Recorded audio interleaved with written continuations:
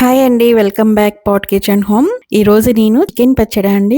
మామూలు తెల్లకోడి చికెన్ కాదండి, నాటుకోడి చికెన్ పచ్చడి చేస్తున్నానండి. 2-3 నెలలు కాదు కదా, 6 నెలల వరకు కూడా ఉంటుంది. నేను చెప్పిన విధంగా నేను కొన్ని చిట్కాలు చూపిస్తాను రండి. ఇవి కనుక పాటించినట్లయితే చాలా పర్ఫెక్ట్ గా వస్తుంది. కొంచెం స్పైసీగా ఘాటుగా కూడా ఉందండి. కొంచెం ఘాటు అనేది ఎక్కువగానే ఉంటుంది. అలా ఉంటేనే మన చికెన్ పచ్చడే కదా, అన్నంలోకి చపాతీలోకి చాలా చాలా బాగుంటుంది. ఒక్కసారి చేసుకొని తిన్నారంటే మీరు ఒక వారం రోజుల వరకు మీ ఇంట్లో కూర అనేది ఉండదు అన్నట్టు. ఇంకా ఈ పచ్చడి అనేది వేసుకొని తింటూ ఉంటారు. దూర ప్రయాణాలకు వెళ్ళినప్పుడు కూడా ఈ పచ్చడిని తీసుకెళ్లొచ్చు మనం. మరి నాటుకోడి పచ్చడ మజాక చాలా బాగుంటుంది. ఈ పచ్చడి ఎలా తయారు చేయాలో చూద్దాం. చూస్తుంటేనే నోరూరించేటువంటి నాటుకోడి పచ్చడ. ఇక్కడ నేను ఒక 1/2 కిలో తీసుకున్నాను. బాగా ఫ్రెష్ గా కడుక్కొని పెట్టుకొని ఉంచుకున్నాను. ముక్కలు చిన్న కట్ చేసుకున్నాను. చూడండి, అక్కడక్కడ చిన్న బోన్స్ ఉంటాయి, పర్వాలేదు. ఇక్కడ ఉప్పు వేసుకున్నాను. ఉప్పు 2 టేబుల్ స్పూన్లు, పసుపు వేసుకొని కలిపేసి ఒక అర్ధగంట సేపు ముక్కలకు ఉప్పు పట్టేంత వరకు పక్కకు పెట్టుకోవాలి. ఈ లోపు మనం మన సీక్రెట్ మసాలాను తయారు చేసుకుందాం రండి.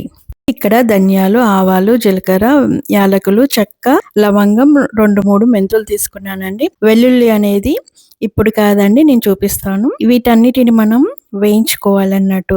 ఆయిల్ అవసరం లేదు మనకి. మసాలా అనేది లైట్ గా వేయించుకోవాలి, మాడకూడదు అన్నట్టు.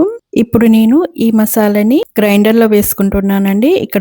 ఇక్కడ 2-3 సార్లు గ్రైండ్ చేశాక మనం ఇక్కడ చూడండి, నేను వెల్లుల్లి వేస్తున్నానండి. ఇదేనండి నా సీక్రెట్ మసాలా. ఇలా వేసినట్లయితే మన పచ్చడికి చాలా టేస్టీని ఇస్తుందండి. కంపల్సరీ వేసుకోండి, పొట్టుతోటే వేసుకోండి. ఇది మటన్, చికెన్ లోకి కూడా ఈ మసాలా చాలా బాగుంటుందండి. ఒకసారి ట్రై చేయండి. మనం ఇందులో వాడిన ఒక మెంతులు తప్పించి మిగతా మసాలాలన్నీ చికెన్, మటన్ లోకి చాలా బాగుంటుందండి. ఆ మసాలాను పక్కకు పెట్టేసి ఇప్పుడు నేను ఒక బాణీ తీసుకొని అందులో ఆయిల్ వేసుకుంటున్నాను. ఇక్కడ నేను పీనట్ ఆయిల్ మాత్రమే వాడుతున్నాను. మనం చేసేది పచ్చడి కాబట్టి.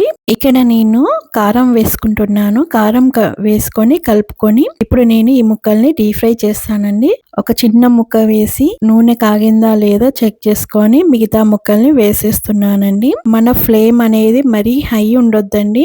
ముక్కలు వేసిన వెంటనే కొంచెం కలుపుకోండి, ఎందుకంటే అడుగంటుతుంది అన్నట్టు. మన స్టవ్ అనేది మీడియం లోనే ఉండాలి అండి. హైలో పెడితే మాడిపోతాయి అన్నట్టు. అలా మాడిపోకుండా ఉండాలి. చాలా స్లోగా అవుతుంది, కొంచెం నిదానంగా చేసుకోవాలన్నట్టు. కొంచెం గోల్డెన్ కలర్ వచ్చాక తీయండి.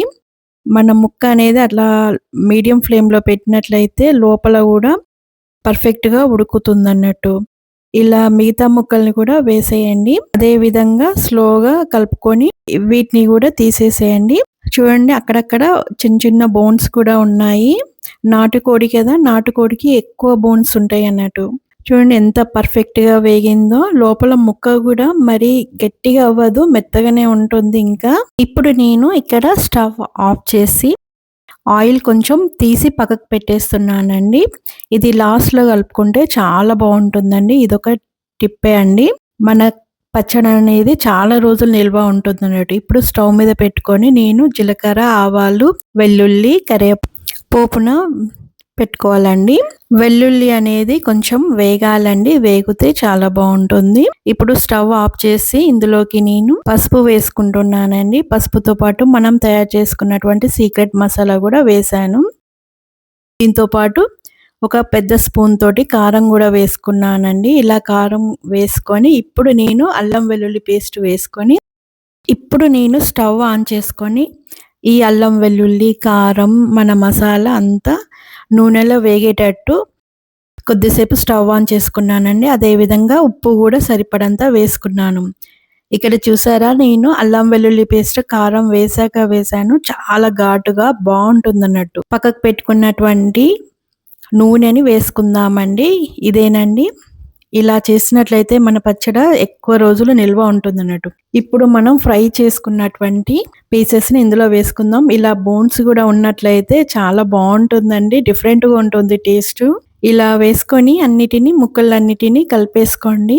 మన చికెన్ ముక్కలన్నిటికి ఉప్పు కారం అంతా పట్టేసేయాలన్నట్టు. అలా మొత్తం బాగా కలిపేసుకోవాలి. ఇలా కలిపిన దాంట్లోకి మనం లెమన్ రసం వేసుకోవాలండి. అది చల్లారాక మాత్రమే వేసుకుంటే బావుంటుందండి. లేకపోతే చేదెక్కుతది వేడి మీద వేసుకున్నట్లయితే. ఇలా నేను ఒక 3 నిమ్మకాయలు పిండేసుకున్నానండి. ఈ జ్యూస్ అనేది కంపల్సరీ అండి. ఈ పులుపు వలన మన చికెన్ పచ్చడికి టేస్ట్‌నే గాకుండా ఎక్కువ రోజులు గూడా నిల్వ ఉంటుందండి.